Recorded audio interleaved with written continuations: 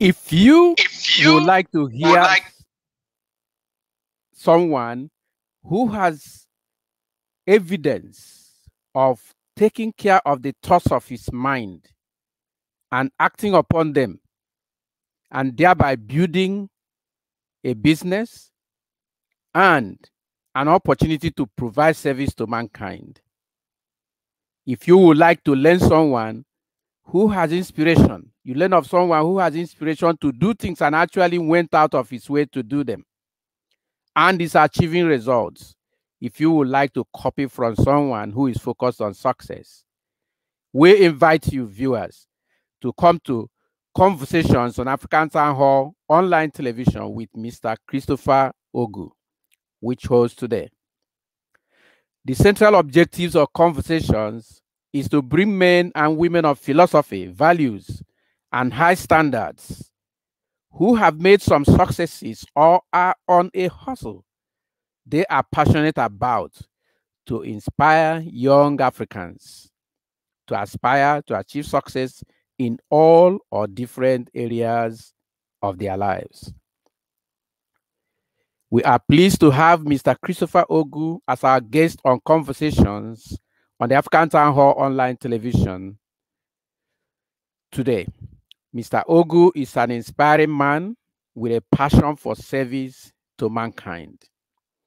He graduated from the Federal University of Technology, Owerri, Imo State, Nigeria, with a Bachelor of Engineering in Petroleum Engineering and holds advanced license in Health and Safety and Environment from the Occupational Safety and Health Administration, OSHA, USA.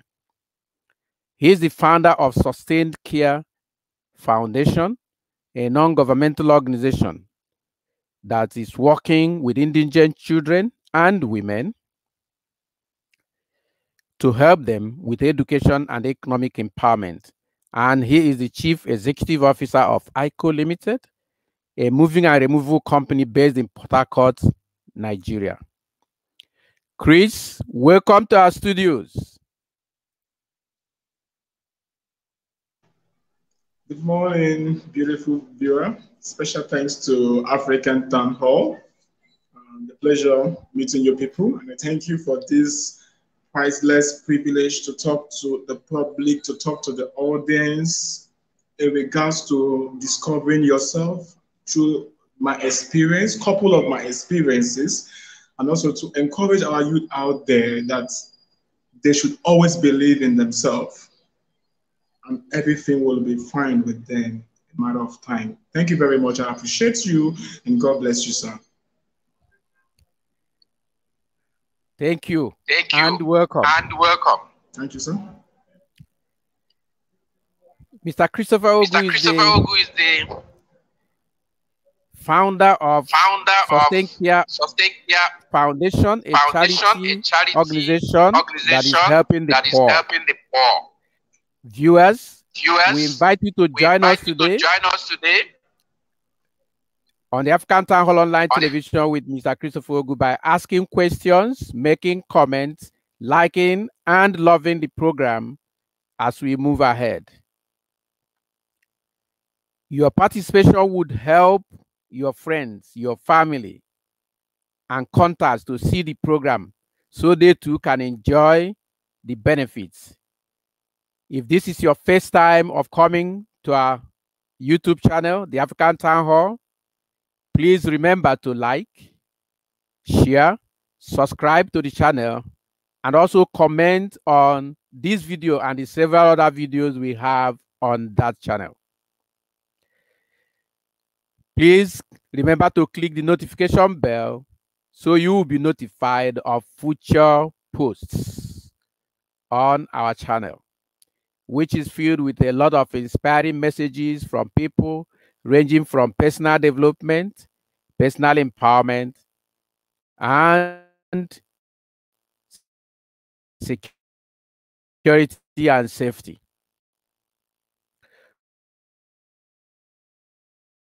Okay, helping the poor and the needy get education and economic empowerment. You are the founder of Sustained Care Foundation, which you founded in 2018 What inspired your venture into the world of humanitarian services? Okay, thank you very much, sir. I tell people in this life, there should be at least one thing to drive you in life, and that thing should be passion.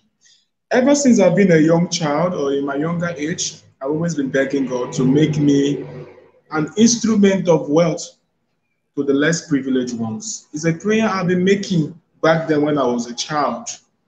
I never believed I could even get to the level I am today.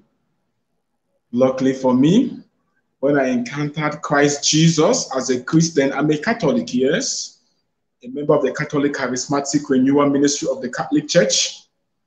When I encountered God in June 2017, I found out I was living the wrong life in the past. Immediately I got myself in.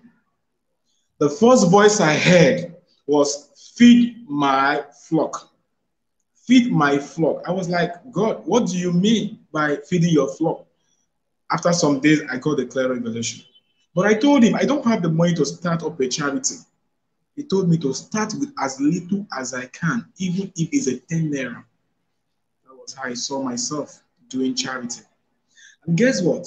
Because of myself, putting myself in their shoes and never wanting anyone to suffer, coupled with the word of God that says we should love God Himself and love our neighbors just as we love ourselves. That became part of me. It became my number one hobby. I could starve to make sure the poor ones eat. Even my friends, my family, they can tell you that about me. I love the poor. I don't use my eye to see them. Just from a far distance, I go to them. I encourage them. I pray with them. I play also with them. People were like, what's wrong with this guy? What is he doing? I will always tell them. The Bible says, to these little ones you do good to, you do it to God. Thank you very much. And that is my passion. Love for humanity. God bless. That's an awesome story. That is an awesome story. Um, I think people who may have been dreaming a number of things along this line are going to be able to draw inspiration from you are being able to get out of the box and get something going. Okay. Now we see that I visited your website, and of course we had a few conversations, and I saw a lot of the work that have been done there.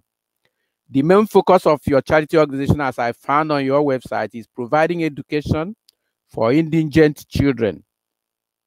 So far, how many children have your foundation reached out to since the inception of your foundation in 2018?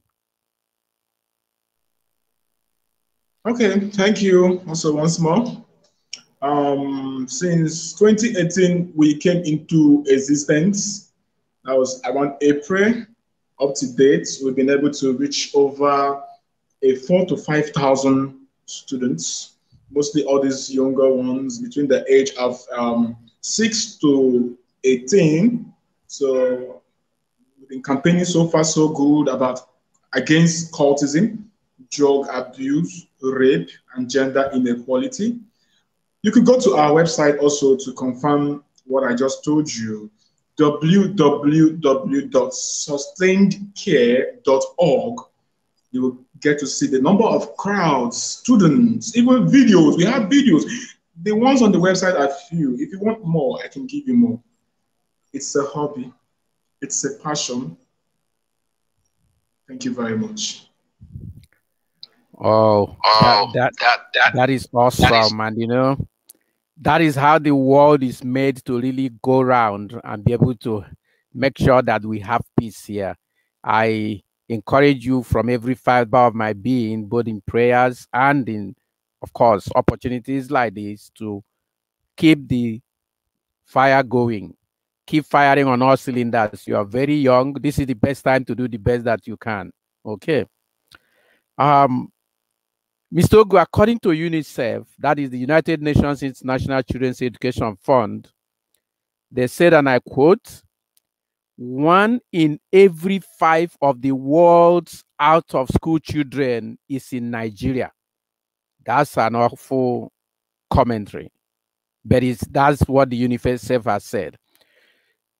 Though primary education is officially free and compulsory in Nigeria, about 10.5 million of the country's children aged 5 to 14 years are not in school. Only 61% of 6 to 11-year-olds regularly attend primary school, and only 35% of children aged 36 to 59, of people aged 36 to 59 months, that's children, receive early childhood education. Green picture, you will agree. Now, what is your advice to the general public in regards to encouraging early childhood education in Nigeria? What danger do we face in the future with so much out of school children in Nigeria?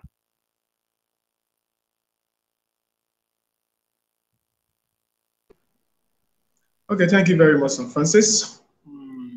I tell people that in life, whatever you care for, we care for you. For example, if you get yourself some new shoes and you maintain them well, you and I know that that shoe would last, definitely. You see these kids out there, most times the government, individuals, families, people at large, they complain about social vices, armed robbery, this and that, and that, and that. They are those little children whom we refuse to empower. Those people who were roaming the streets, we have the enough resources to encourage them, but we refused. If you love one, you will train one. If you love all, you train all. See, we are only talking about the capacity. What can you manage, even if you can't train one? There is a little quota we as an individual in Nigeria could be doing to sponsor or encourage the early education of these children. I tell people the foundation you give to a child, the structure you give to the child at the tender age, that is what the child will follow. Even the Bible said, train up a child in the way he should grow, and he will never depart from it. We need to come out. Now, let's go to the danger. You see these kids that are roaming the street now, they look smaller, look younger, like they can't do anything. A time is coming someday, mark my words in parentheses. They will carry arms, all kinds of weapons, and they will come after us, after our children. Because what? We are the most enlightened ones. By then, we might be the rich set. By then, our kids might be doing well. They will come after us. Before you know, they take the lives of our kids for nothing's sake because of what? We rejected them. You hear them talking about street red, street no good, Nigeria slogan. Don't joke with them. Those people are not scared of losing their lives. I pray we just have to start seeing all these things now, because the earlier the better. A time is coming. Some sect of people will call themselves. You and I can see what's happening in Nigeria right now. The bandit thing, the herdsmen thing. If those people had the opportunity of getting early childhood education, believe me, they will never go in. Even religion, in quotes, will never deceive them in going into such. I just pray our government will put more of their energy in education. And I pray for our teachers and our lecturers. They should do their things in the right pattern, because all this will speak in time, either as nemesis or either as posterity. May God help us, I pray. Thank you very much, Sir Francis. That is a very frightening picture, and I think it was the late sage Obafemi Awolowo who said that the children of these poor people that we refuse to educate today are going to come after us. And your words sounded exactly like his own, and that is the truth. I think Nigeria may still be holding on, if because it is happening only from the Fulani herdsmen, even though they are taking over the whole country. But when the people from the south of Nigeria join those ranks, and you know that is going to be more terrible for everyone.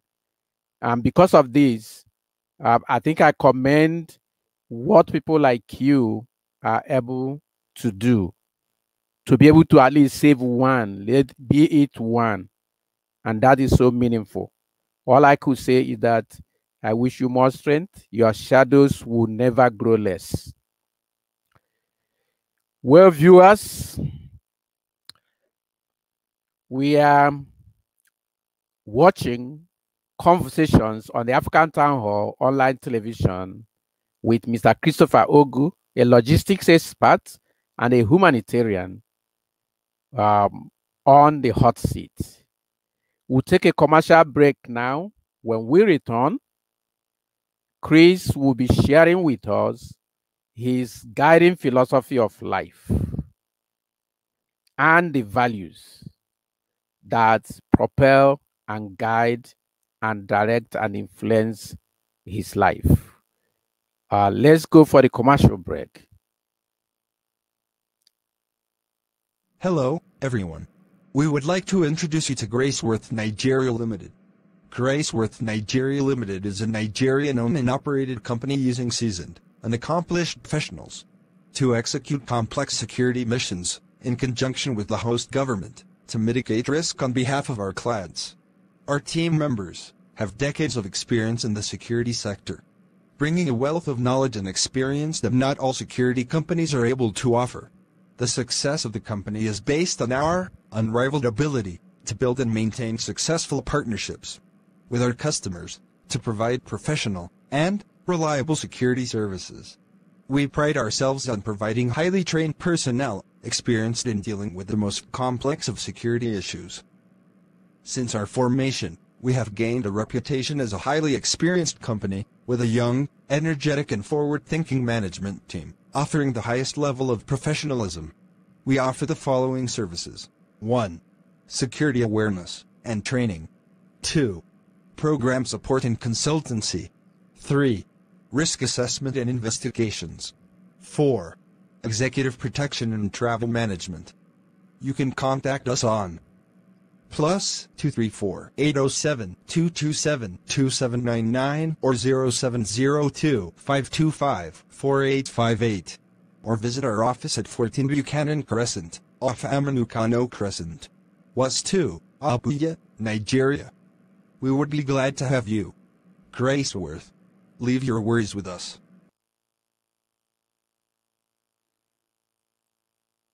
Welcome back to today's edition of Conversations on the African Town Hall Online Television with Mr. Christopher Ogu, CEO, ICO Logistics Limited, and the founder president of Sustained Care Foundation, that sees to the education of young children and the empowerment of the elderly and widows. Christopher Ogu has been sharing with us the foundation of his thinking, the philosophies of his life that brought him to this line of business. Our question now, as we mentioned, will be to help him to share more with us what he's doing in his company to advance the cause of the less privileged. So, how can the general public, individuals, and possibly companies come to assist your good works? Do you have any websites where we can see your foundation's good works and be able to get involved? Okay, yeah, we do. Yeah. First of all, let's come in the aspect of how public individuals or companies, group, philanthropists, humanitarians can come into the foundation. We could either come into, as in going into partnership. You don't mind. We could also enlist any company or any individual as our sponsors in encouraging early childhood education and also community outreach. I tell people that whenever we do charity, we are not doing it because we want to show or we want to do this or that. You do charity because of what? It gives you more grace. There are so much beneath the spiritual than the physical we see. Now, There is one good thing again about our foundation, which we also love to inform the public. Should in case a company or an individual, group, anybody, any person, you want to do a particular charity anywhere within Nigeria, we can execute it for you. It's going to be done or executed by Sustained Care Foundation. Then we'll put the details, the description of the project we did for you, mostly sustainable projects. Then we'll not go beneath and write courtesy of the individual, the company or the group or the sponsors or funders or any person. So now, if you want to go to see our good works, I think we need to do some update because the pictures we have on the website are not much. If you go there, that much to you, you might like, wow, wow, wow, they're doing great. If we update the recent ones, you all will be flabbergasted, surprised. So go to www.sustainedcare together, sustainedcare.org. Go there, go to our gallery, you see some works. Even on the background, you see a video playing where we shared over 200 mosquito nets to a very rural area in a place called Rumukalabo. It's a water slump area. These guys have so much mosquitoes. They suffer from malaria. Even the death rate over there is as a result of malaria parasite. For the doctors, you know much better. So I believe that's how the public, group, individual, companies can come in and support Sustained Care Foundation. Thank you.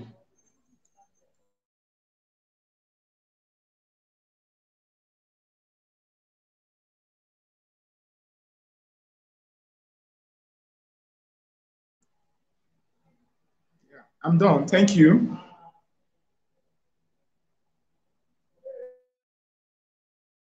To these aspects, of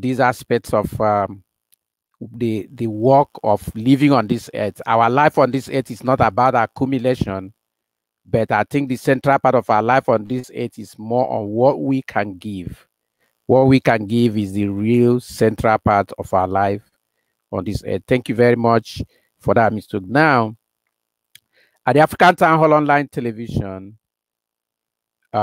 we believe that for one to begin his or her life properly, have a meaningful life, and to have real and enduring success, he or she needs to have strong foundation based on the right philosophy of life and values.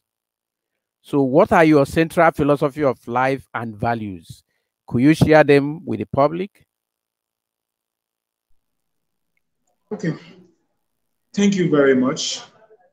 My own philosophy of life and to the public is very simple. One, we are visitors here on earth. Two, when we depart this earth, we are going with nothing. Three, we need to love God above every other thing. Sorry? Yeah, We need to sorry. love God above every other thing. Two, we need to love humanity as we love ourselves. Just like you don't want something bad to happen to you, or you don't want someone to do you bad, don't do it to someone else. Keep your hands clean. Serve your God, serve your Creator as much as you can. Live a good life. Please, live a good life. Be consistent in whatever you find doing. And always be grateful. Thank you very much. Thank you. Now, there's this part of these conversations that we want our guests to really take care to help because of what the value we found in this. And our question for you at this point is, what's your take on the saying that readers are leaders, and the reader today is a leader tomorrow? And this quote credited to Napoleon Bonaparte. Show me a family that reads, and I will show you a family that controls the world. What's your take on that? Wow, I love this question so much. I'm really happy to share my own part of view on this. You see, I tell people this life is controlled by one thing. Yeah, there are many factors, but the major thing is information. What you expose yourself to, it's what gradually forms you and prepares you to face the public or to be identified or to be recognized on this planet Earth. You see, readers are leaders. The more you read, the more you have information. See, there was a day I was looking for some money. My mom told me that there is money in the room. I should check in any of the books. I will see money. Do you know why? She wanted me to know the importance of reading. When I started checking books upon books upon books upon books, I could not see.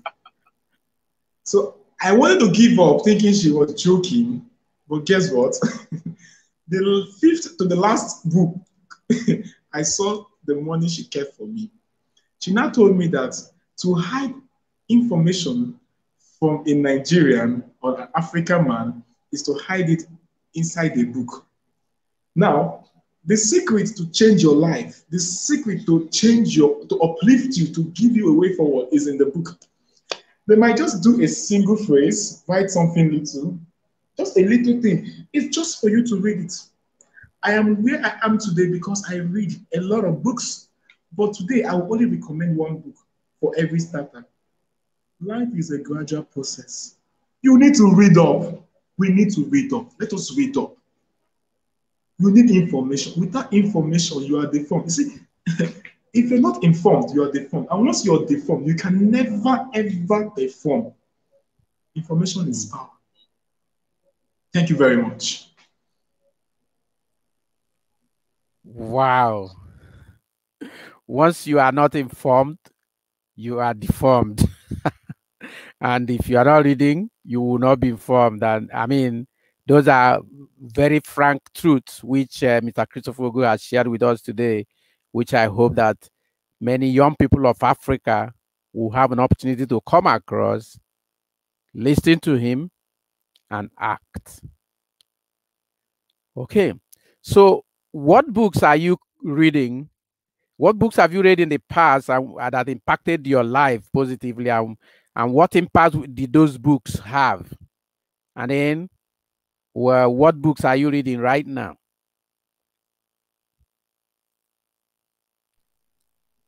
Okay, thank you very much. I have read so many books. I don't want to bombard the media with so much books I have read, but for the interest of the beginners, for the interest of those who have issues of fear, for the interest of those who want to stand out in the public tomorrow, those who want to conquer the fear, Brian Tracy is my mentor. Is one of my mentors. If I call many of them, you might not know them. But I want you to start from somewhere because I started from somewhere. Everything one might see me achieving today, it's just with 1,500 naira. I started my company in ICO Logistics with 1,500 naira. Why? I read one of Ben Tracy's book on sales, although this one is Power of Self-Confidence by Ben Tracy. This one, when you read it, it will make you to stand out in the public. It will make you strong. It will make you very defensive. It will give you wisdom. Wisdom. You will see yourself as an important creature from God. See, if you don't have self-confidence, you've gotten everything wrong. You need it first. Then there are other books on sales, even Robert Kiyosaki and the others. Monroe, Miles Monroe, and the rest. There are many of them, books on sales. Books of confidence, like Rich Dad, Poor Dad. I read them. Yeah, it's so funny a lot. I wanted to be in charge of my community, the earth as a whole. I read 48 Laws of Power. I read it, yeah, and it's made me a stronger man, to be sincere. But above all, beloved, The Bible is the main source. I ran for SUG election when I was in the university, Federal University of Technology, Owerri. I went for SUG Financial Secretary and I lost. The whole school wanted me. Everybody was shouting, all we are saying, give us IK.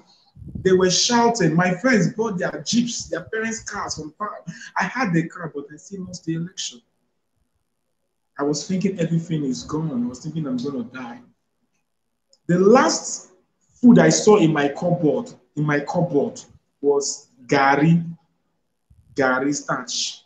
That Gary, I saw cocoa on top it. But guess what? I didn't even mind. I just needed to hold myself to keep moving. I bought water, I soaked it, put sugar, and I drank it. Because the books I have read a lot have told me that when a man fails, he has been opportuned.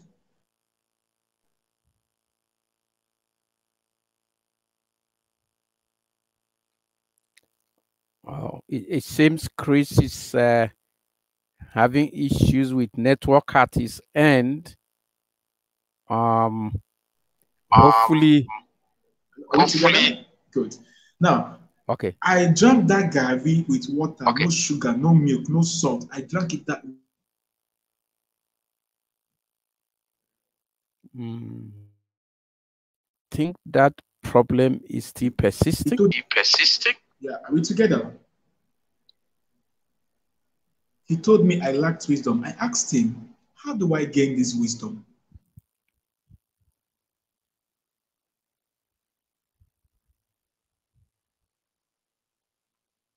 He told me to go to Proverbs. That Proverb has 31 chapters. Yeah, and that we have 31 days in most of the months. That if I can read a chapter for a day, every day,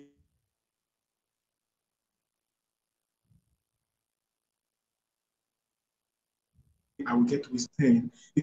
Because by then, I was not yet closer to God. And guess what? I read from chapter 1 to chapter 10. I prayed to God, Father, this is a little I can.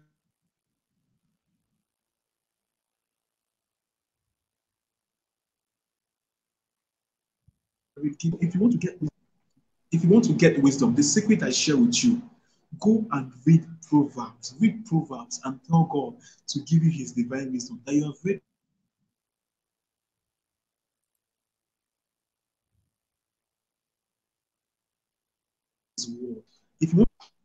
If you want to know you've gotten the wisdom, just come out to the public. You will see elderly men will start respecting you. It's divine. It's divine.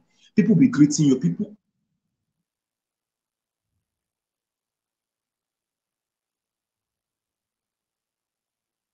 older than who you are. You start seeing who you are in Christ Jesus. Thank you very much. I appreciate it.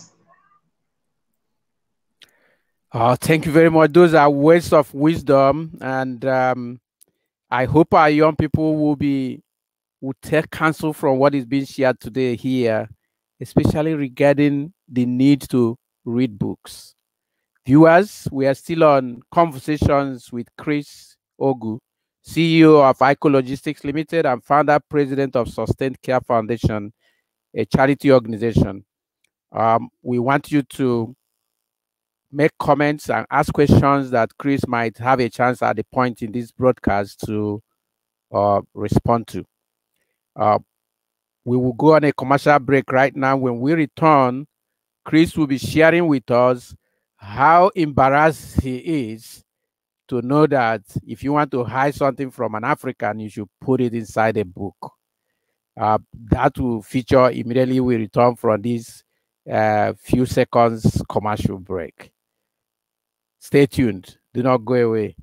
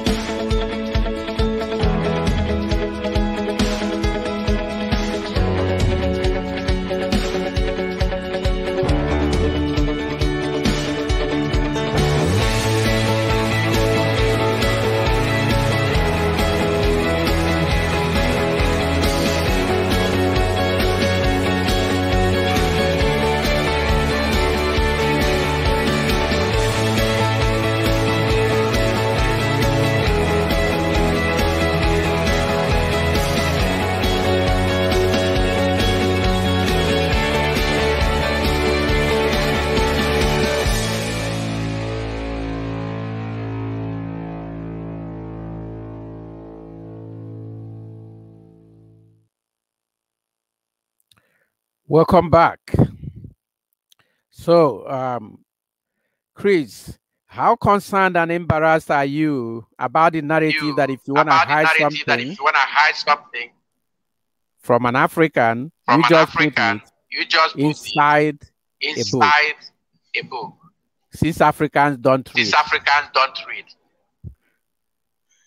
I'm so sorry. I don't mean to laugh, but it's very funny. And I think Africans need to work against this, and we need to let the world know that this is a very wrong impression. It's so wrong. It's short. It's from the pit of hell. It simply means that we don't read. It's simple. We don't read. You know, the African man is desperate to be rich today. The African man feels he can go there and think it's by his strength, and end of the day, he gets everything wrong. You want to be rich, you don't have information. You don't have enough backings. You don't have enough structure. You don't have the foundation. Where do you get all this from? You think you wake up one night and you become what you want to become? The only person I can vividly quote well in the Bible that God gave inscription is not his knowledge. It is Noah in the Bible. He was in a deep sleep. God came and described for him, gave him the mathematical calculation of the ship the ark is to build to save his people, his animals, and his family. That is information. That is what reading God gave him in his mind. You need somebody, you need something to project yourself. I said it, if you're not informed, you're deformed. You need information. You need to read. Start from somewhere. If you can't read a whole book, forget the fact that the book might be looking so bulky. No! Tell yourself every day, I'll be reading 5 pages. Believe me, the first day you start, it might look boring. Second day, boring. Third day, boring. 7th day, boring. 2 weeks, boring. But guess what? There will be some interesting contents in that book you're reading. Gradually, you start loving reading. And the more you read, you will be getting excited. And when you read, you kill time. Like that time you used to misbehave or involve yourself in immoralities. Pick up your book and start reading something. And you will see yourself advancing in knowledge, in wisdom. Please, join hands with me and tell the world that we, the Africans, we will start reading. And we've chosen the path of education and reading as much as we can. Thank you very much. Thank you very much. That is very scintillating way to discuss this very critical issue, and you could read the excitement on my face as you were sharing that, because I felt that I have not had it shared that way before. It is highly inspiring to me, and thank you very much. And let me tell you that I'll be one of your first students. I've read Proverbs like 1,000 times in my life, but I want to read it the way you said now. One every day for all the 31 days in a month or the 30 days in a month. I want to do that. I've not thought of it that way. And I want to embark on that exercise because you shared this wonderful thought with us today. So I hope that many more young people will do exactly that. Okay. Now, what were your dreams growing up, and how much did your dreams influence or propel you to what you are doing today?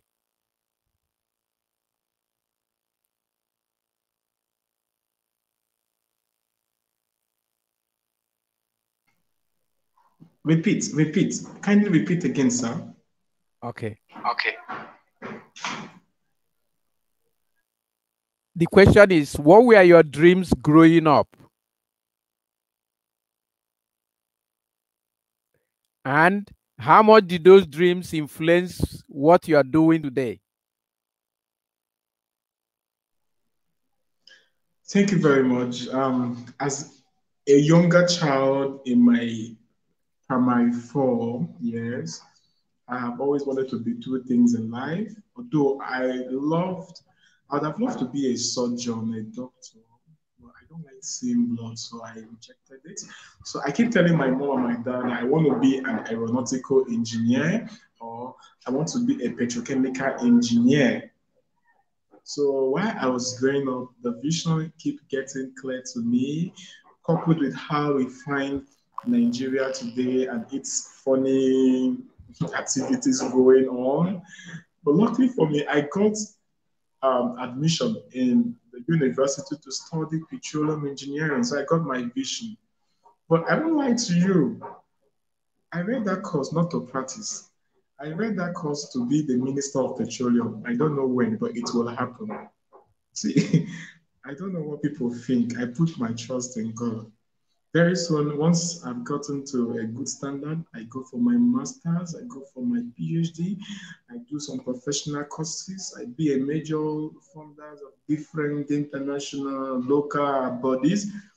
I'll be a lover in the energy sector, but I don't want to practice, just want to be among the leaders in the future by appointment. I don't care losing my life to change Nigeria energy sector. I don't care. The things people fear most is what I go after, and that is what is projecting and propelling me to the heights I'm finding myself today. I give God the glory and I thank Him for everything. So I'm working hard to go there. And I'm saying this to the public so that you would use this as an evidence that this young man said it. You see, out of the abundance of the heart, the mouth speaketh. This mouth speak. You have to think positive. Don't look down on yourself. Don't try it. Don't give a room. I don't know when, but I know if God in His mercy gives me life and good health, before the year 2035, 2040, I will be the Minister of Petroleum. I don't know how, but it will happen. And I know God will help me. So look into your vision. Retouch, refine, redefine, repackage, re-strategize, and shoot your shots. Thank you very much. I think a lot is already going your way, beginning from your dreams as a young man, and it is interesting because on the African Town Hall online television, we believe that dreams are part of what we must do to have success, and we will come to that at some point. But at this time, we see that you're also involved in coaching and mentoring people so they can see the light, so they can also have success. And growing up and even today, do you have coaches and mentors and other people who also have impacted on your life the way you wish to impact on young people? Of course, I do. Of course, I do. I'm going to bring it down home. I'm going to bring it down to our community. In my second year, I did my industrial training with an oil servicing company called Welltech. So the ED of the company, the executive director, engineer Dr. Uche, something Uche, he's my mentor. We never spoke for one day. He doesn't even know me. He doesn't know anything about me. But I love his courage. I love his humility. I love his packaging. Till today, how many years ago? He doesn't know me. But sincerely talking to you, I am always thinking about him. I'm always envisioning myself behaving like him. I'm even trying to imitate his walking step. If he's coming close to you, alone is intimidation. The man, if I see him, I get joy. Ever since I started emulating his lifestyle, believe me, I talk to you today. The respect I have as a young man, I don't really even want it, but people around me will always tell you. Do you know that despite I don't know him, he doesn't know me? The ED of Welltech at Danjuma Drive, Transamadi. I don't know him. I don't want to even know him. I do pray for him because I love him. I don't know him. I pray for him. Then number two is my dad, a retired Air Force combatant pilot, Nigeria Air Force Base, former 97 SOG, one of the toughest and one of the rugged soldiers as of then, retired, still healthy, active, and still a soldier in the spirit. He taught me how to be fearless. He always told me, don't find trouble, but when trouble come your way, welcome it, we'll finish it. So, killing the aspect of fear, then looking the aspect of the rich, humble Sir Uche, Engineer Sir Dr. Uche of Welltech, the ED, the Executive Director of Welltech. I think these are my two mentors. The rest, I see them, I just smile. I was like, you're trying, more grace, all the best. Thank you very much.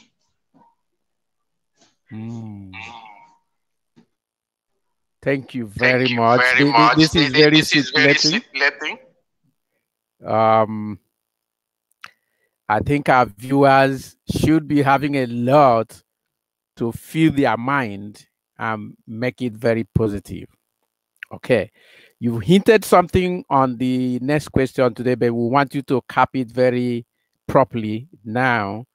And that is that we believe that failure is part of success.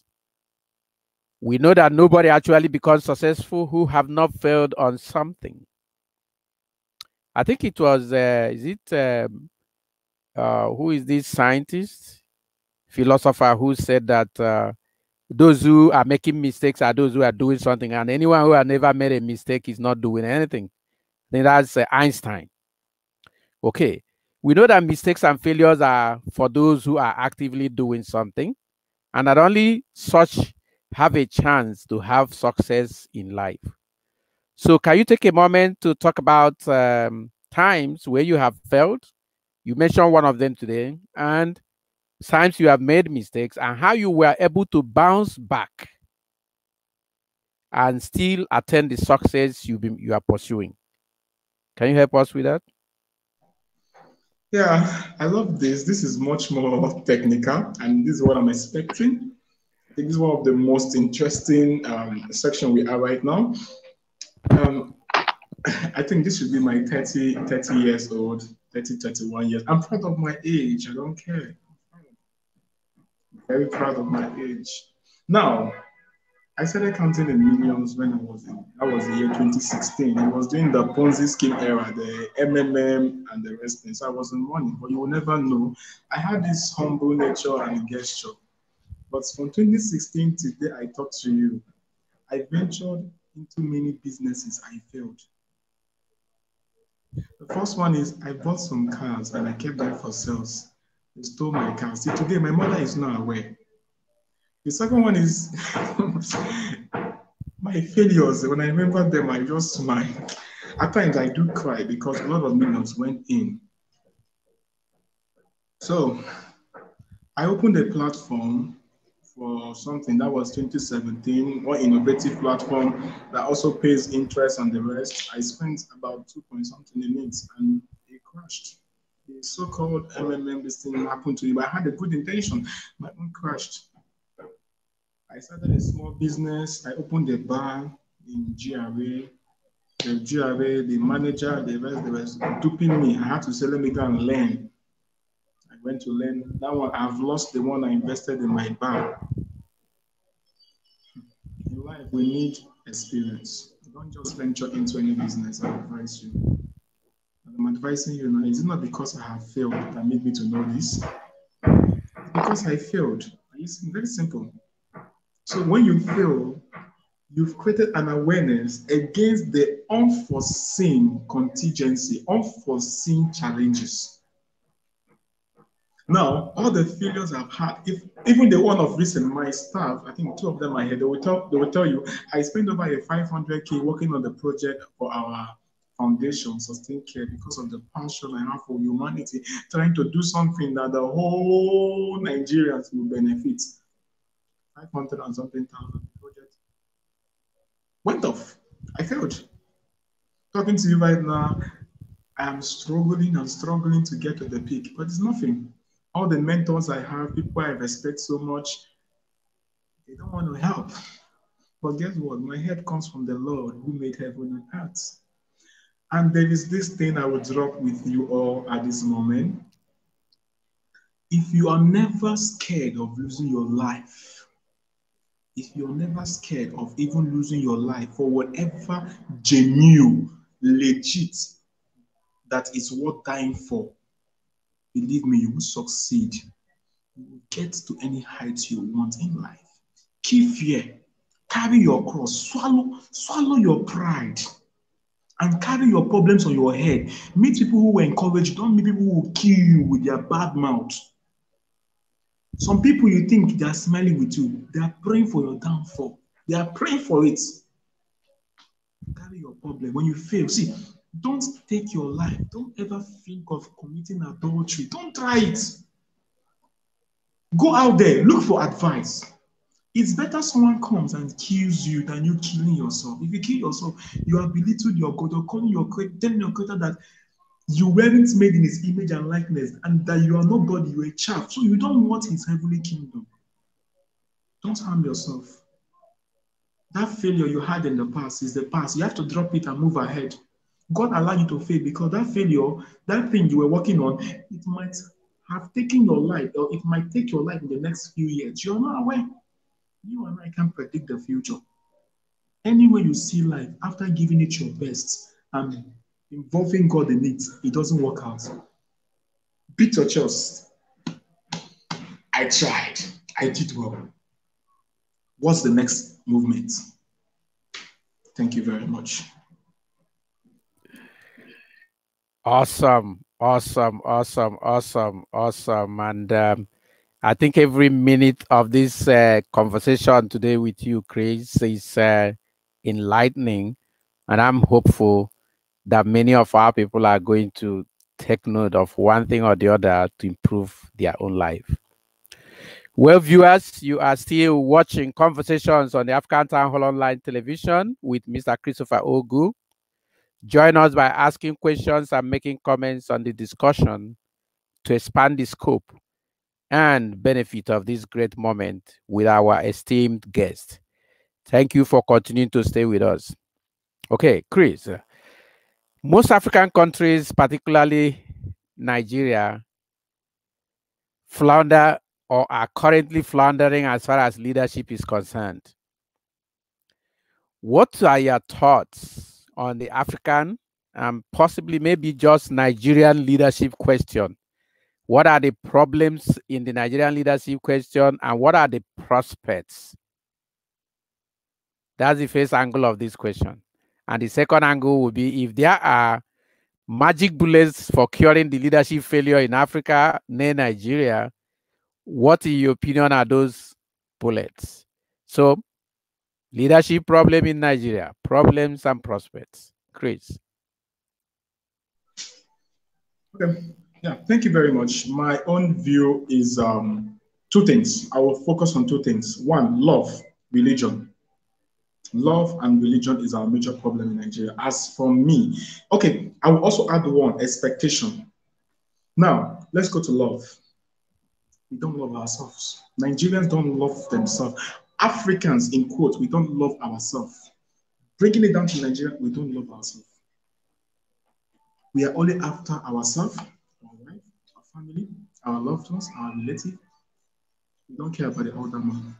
The other man is there suffering, and he's seeing you living large life, seeing you living well, seeing you doing good, and you expect him to be quiet. You think he will not come back on you. Now, these leaders we have, they are after themselves, after their family, after their loved ones, their relatives. They've empowered themselves and their generation to come. Greed. Greed. Why? Because what? There is no love. If they love you, they will extend this their wealth to you, to them, to the public. That is for love. Now let's go to expectation. Yes. We Nigerians, we have gotten it all wrong in the sense that we always see people to be sent, mostly during the campaign.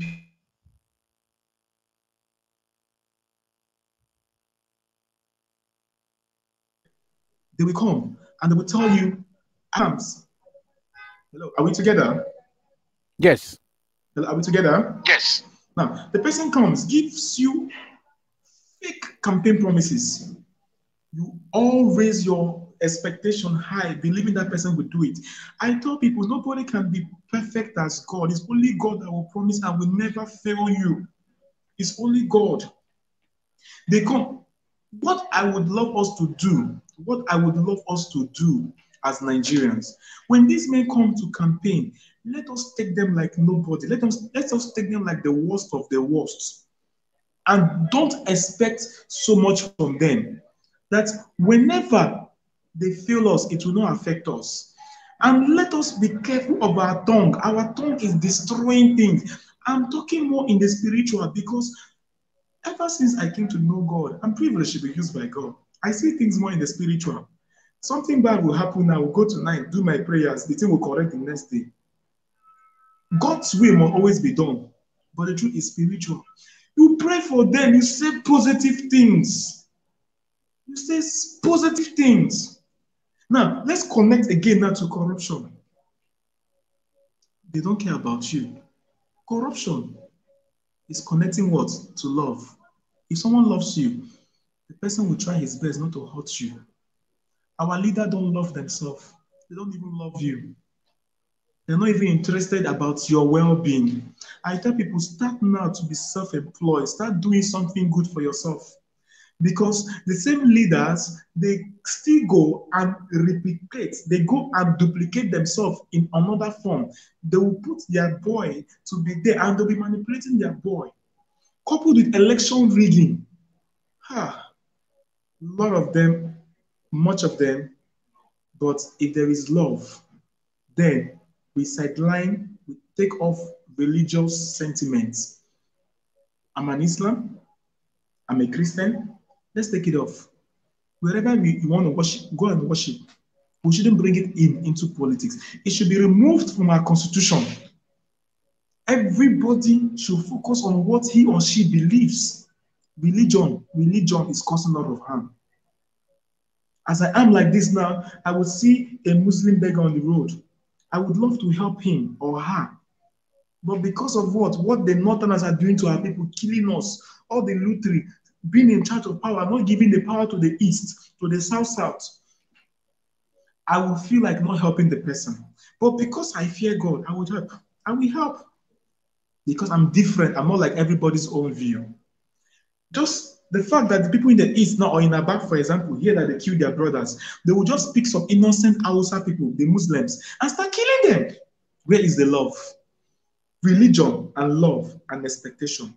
Whenever someone tells you he's good, see that person as a very bad person, so that whenever the person hurts or disappoints you, believe me, it will not hurt you. So the next aspect, you were saying something about what are the magic bullets for curing leadership failure in Africa? What would be those, right? Now, what I would kind of advise, there should be a very non-partisan reconciliation committee. Non-partisan reconciliation committee from each state. People who truly fear God, people who are called Muslims, who really believes and are practicing the ethics, the lifestyles and the beliefs of the true Islamic cultures and tradition, even the religious, mostly to the priests, the Catholic priests. I will recommend them because so far so well, I've really seen their sincerity, their trying, although they might still be bad ones, I don't know. Once this committee is set up, they will start a negotiation panel amongst themselves. And once they bring it, they'll start drafting a compulsory correction. Everybody must do this, everybody must do that. And gradually, they'll be winning back the mindset. They'll be bringing back the lost love. Love we've missed years ago. And through this reconciliation, power, and negotiation, gradually, Nigeria will be getting healed of her wounds. And empowerment should also take place, mostly to the youths, mostly to these younger entrepreneurs who have good plans, visions, business ideas, and the rest to grow the country. I feel that is my own magic bullet to change Nigeria, to change Africa, most especially Nigeria. Thank you very much. Thank you. Thank you. This is very wise commentary. And I like where you mentioned that religion should be removed from the Constitution. And I think I agree with that. I understand that the 1999 Constitution, which is, to me, this is a bedeviling element on the country now, mentioned the Quran, Islam for over 1,000 times, and there's no mention of the Bible or Christian in the same Constitution. And we're in a country where we have a 50-50 kind of population divide. So I think those are all part of the problems. I'm glad that that came out to the fore, and then your main concentration is reaching the heart of the people to help them know how they can help themselves. Okay, thank you. All right. Using your life's philosophy, your values and experiences and successes and failures also as a basis, what are your final words at this interview for the rising generations of Africa, the current political rulers, and the parents of the youth of today? The rising generations are the young ones, youth from 15 to about 45, or maybe to about 30. Then the political rulers today, I don't call them leaders. You can see that I say rulers because I don't believe they are leaders. And then to parents, to help, the situation of things in Nigeria and possibly all over Africa. Okay, yeah, thank you very much. Wonderful question. This moment, I ask the wisdom of God to help me give the best of advice because I'm talking to enlightened public, enlightened persons out there. So you might know much better than me. I'm just trying my possible best to be able to contribute according to how I'm being led. My own life philosophy.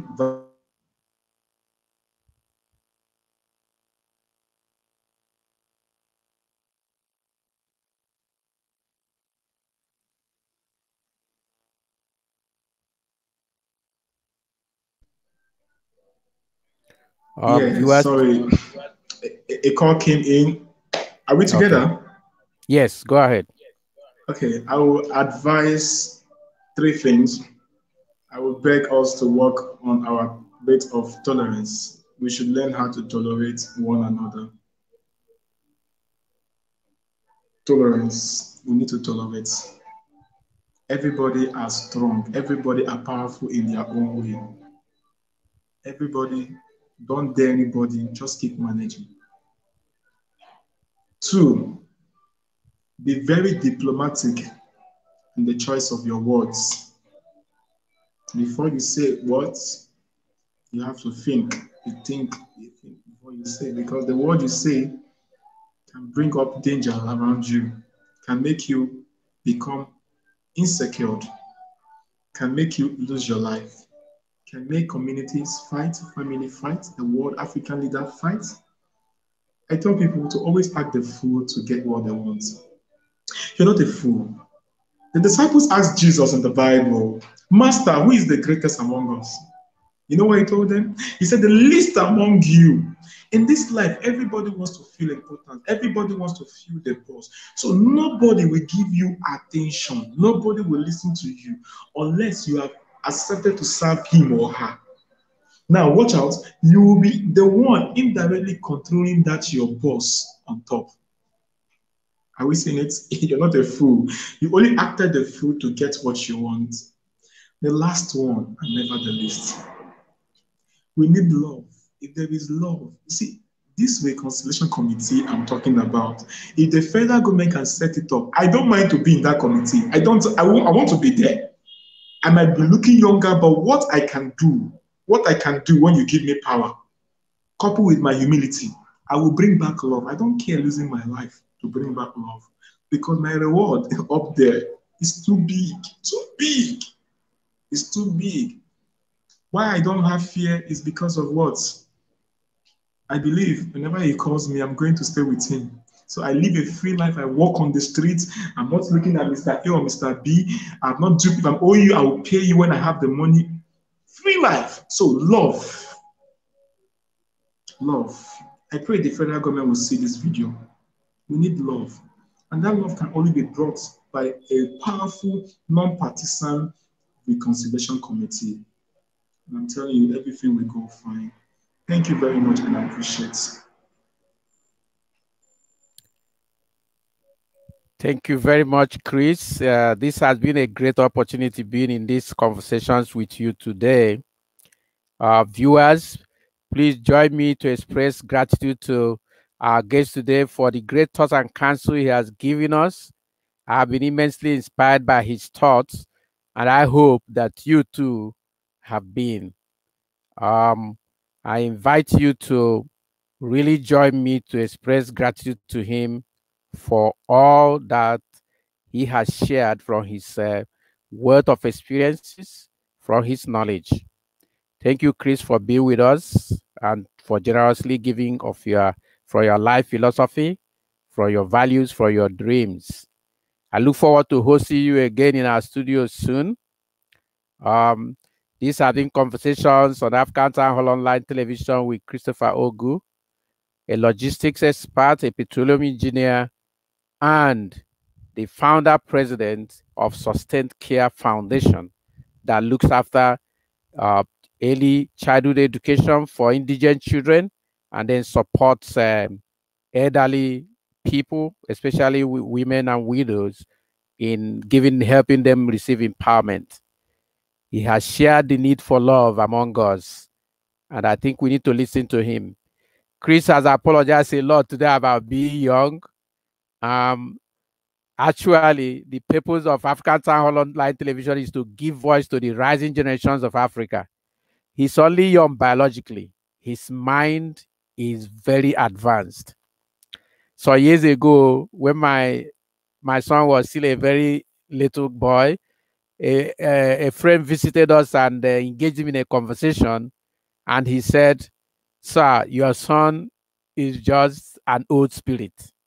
So Chris can be young biologically, but from what he has shared today with us, he is clearly an old spirit. We treasure him. If this is your first time of coming to our YouTube channel, we invite you to subscribe to the channel. We want you to love this program and all the other videos there. We want your comments, your questions, which will help us as we develop more on these programs. So thank you very much for being with us, and we love your presence. I think Thank you. yeah, yes, we got someone here. The name didn't quite spell out full. His name Wills P. And he said that this conversation has been interesting and this is very highly appreciated. And we want more of this kind of comments, even after this discussion now, to continue to come so that we can expand the scope of this. So, Chris, thank you very much for being here. Stay close by, and because we have so much to ask you. Today opened my eyes to some other areas of your power, which I would like to bring to the forefront in the project we have at the African Town Hall Online Television to showcase the rising generations of Africa so they can show the world that they have something. You know, in Africa, we think the young ones do not have any power. In Uganda, they will tell you, if you want to come and rule, go and fight a civil war first, like we fought. Those who fought that civil war in the 80s are now 90 years, 80 years, 90 years, and they are still ruling. They don't want to allow the young ones to come. In Africa, in Nigeria, they believe the young ones are not prepared. But I think what we are trying to show them is that the young ones are prepared. We want to debunk that lie. Thank you for participating in this great effort. And let me share on the screen for people. The website for Chris' organization is www.sustainedcare.org. And if you go to that website, you'll find a lot of information about the activities. When you go to that website, you will now know that this man is not young. He's only young biologically, but operationally, effectively, his impact is already being touching lives across the world, and we highly appreciate every bit of it. Okay, Chris. So thank you for being with us. Stay right there in the studio while we tidy up this. Thank you very much. Yeah, every bit of what you have done today is highly appreciated. Thank you. Thank you. Thank you. Thank you. Yeah.